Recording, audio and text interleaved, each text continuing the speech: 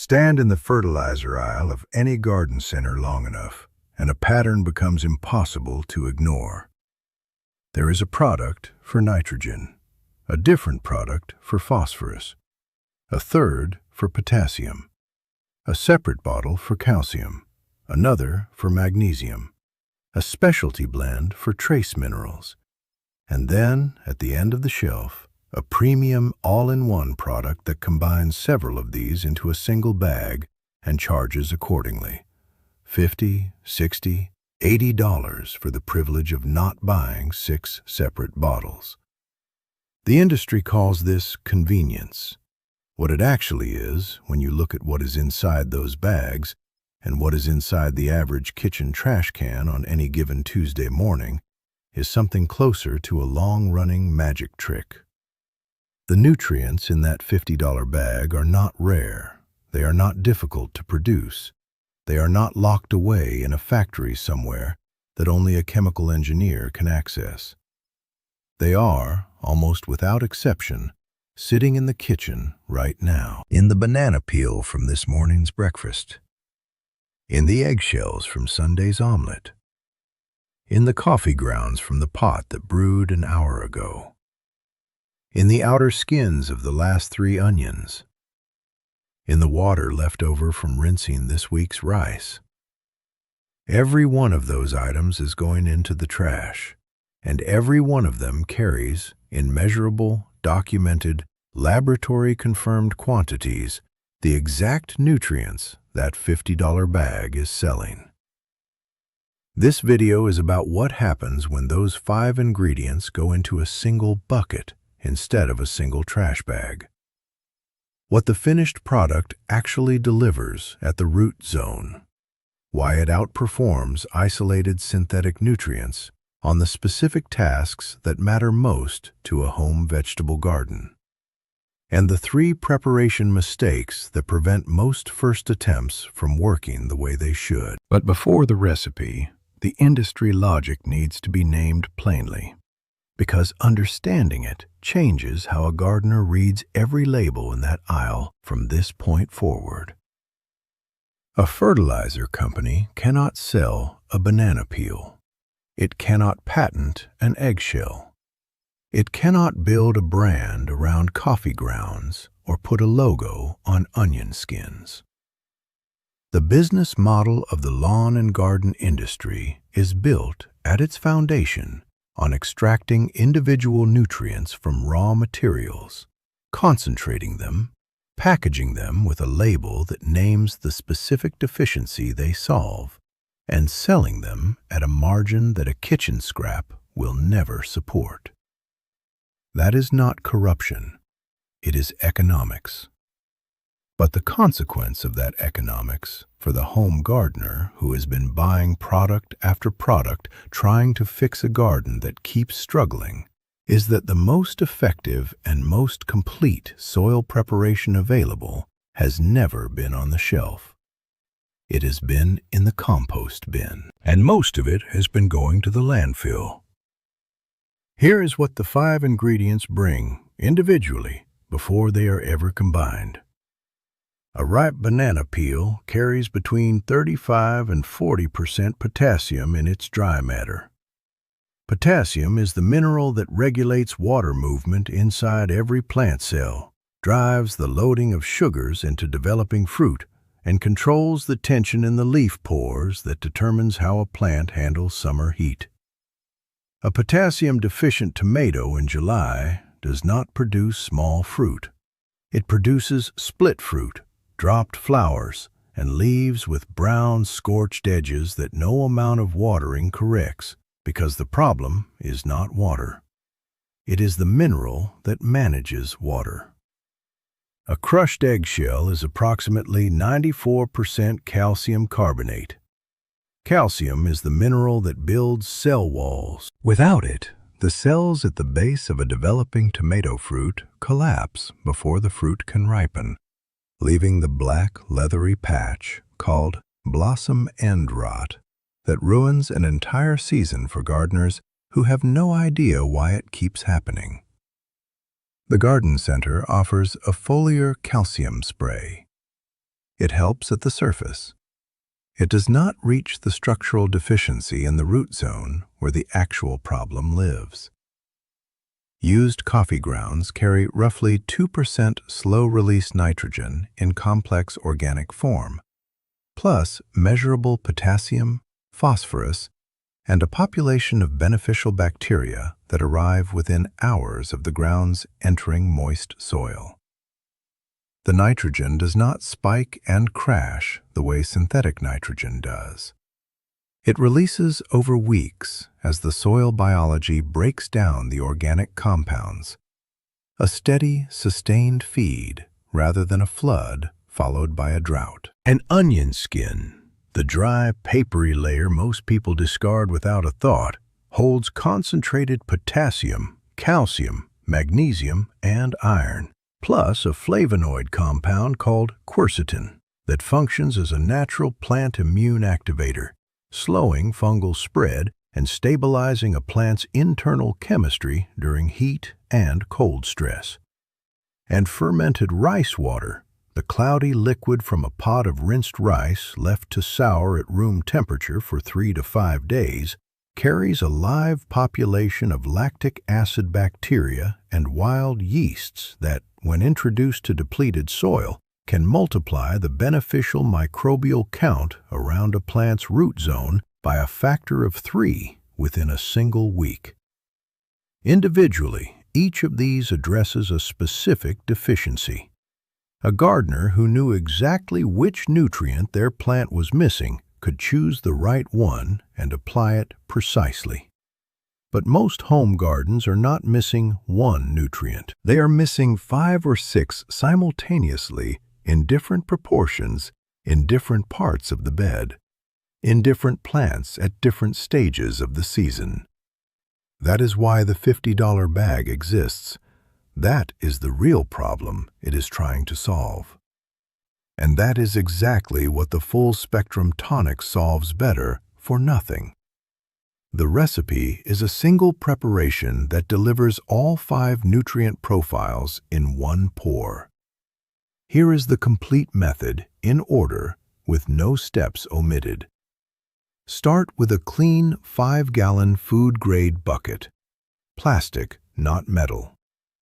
Into the bucket go 3 ripe banana peels, torn into rough pieces to increase surface area. 6 to 8 eggshells, crushed as fine as possible. The texture target is coarse sand at minimum, closer to rough powder at best. A mortar and pestle takes 2 minutes. A coffee grinder reserved for garden use takes 30 seconds. The finer the grind, the faster the calcium crosses into the liquid during steeping. 2 tablespoons of used coffee grounds from the morning pot. The outer skins of 2 to 3 onions, dry and papery, crumbled into the bucket by hand. 1 tablespoon of blackstrap molasses. Not regular molasses, blackstrap, the dark, nearly bitter variety from the final boiling of sugar cane. Blackstrap is dense with iron, trace minerals, and simple sugars that function as immediate food for the microbial population that will begin establishing itself in the liquid within hours of mixing. This is the ingredient that separates a slow 3-week steep from a fast 3-day brew. Without it, the peels and shells release their nutrients gradually, week by week. With it, the microbial population multiplies, accelerates the breakdown of every organic compound in the bucket, and produces a finished liquid in a fraction of the time.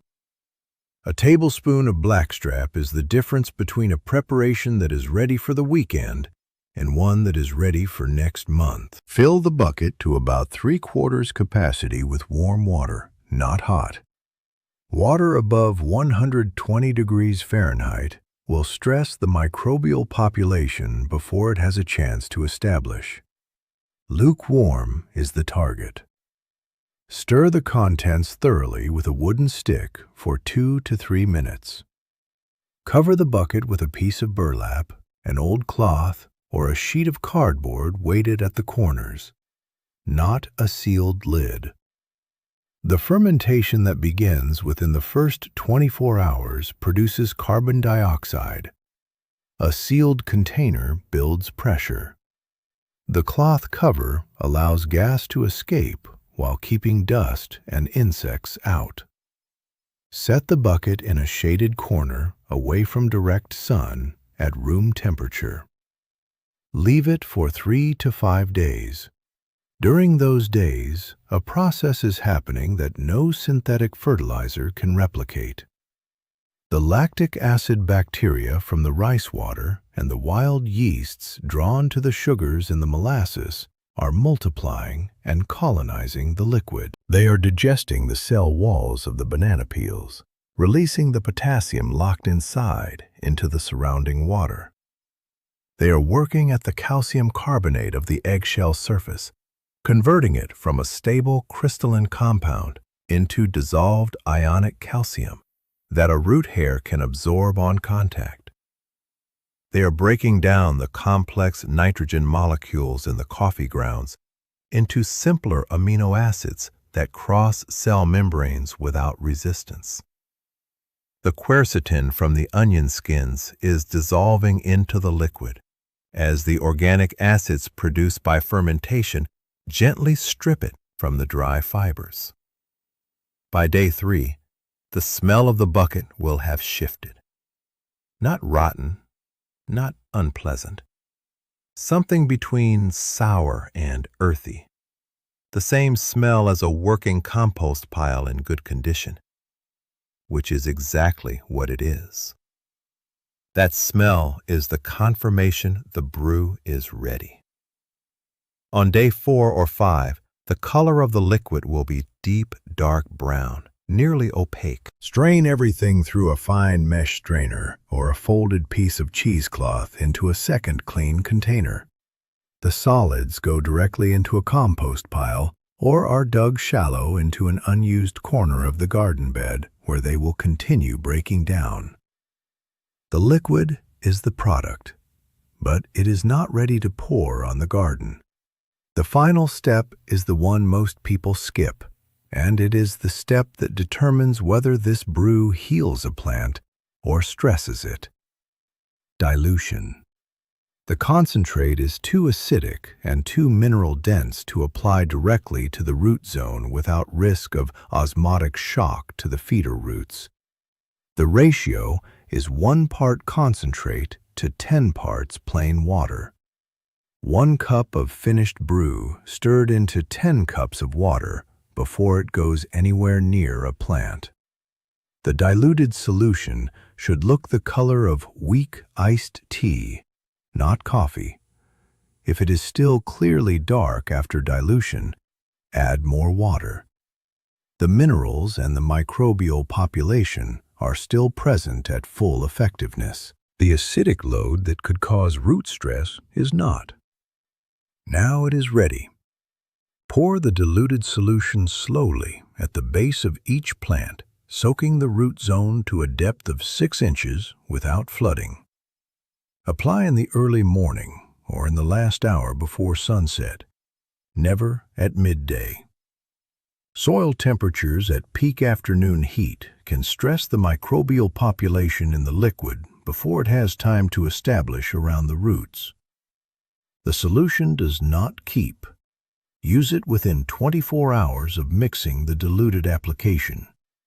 After that, the microbial population in the liquid crashes as oxygen is depleted, and the fermentation shifts in a direction that is less beneficial to root tissue.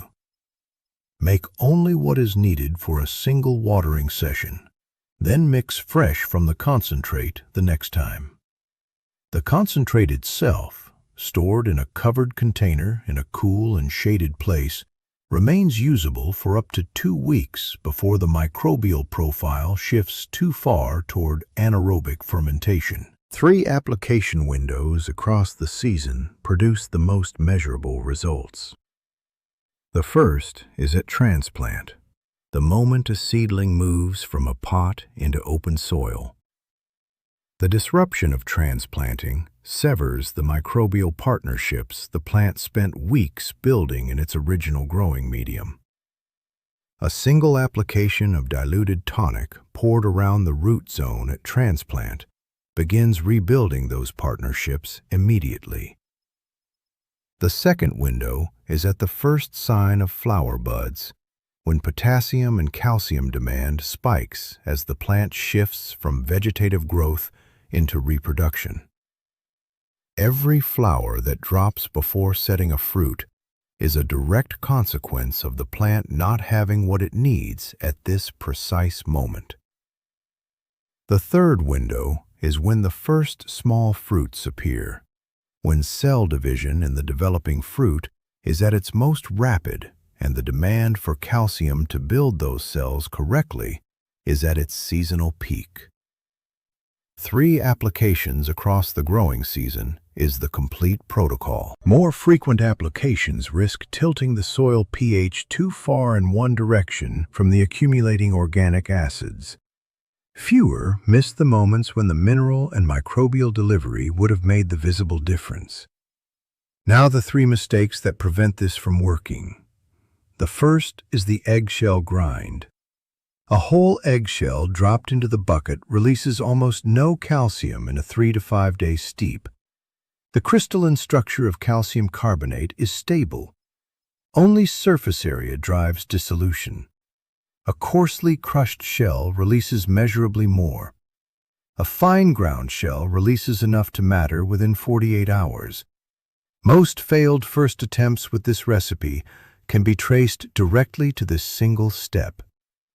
The second mistake is skipping the molasses. Without the microbial catalyst that blackstrap provides, the banana peels and eggshells release their nutrients slowly and incompletely over weeks. The brew that results is nutritionally thinner, slower, and less effective at the root zone than the version with the molasses. 1 tablespoon is not optional. It is the mechanism that makes this a 3-day preparation instead of a 3-week one. The third mistake is applying the concentrate undiluted. The organic acids produced during fermentation are significant. Applied at full strength, they can temporarily close the root surface against absorption rather than opening it, and in sensitive plants or seedlings can cause visible stress within 24 hours.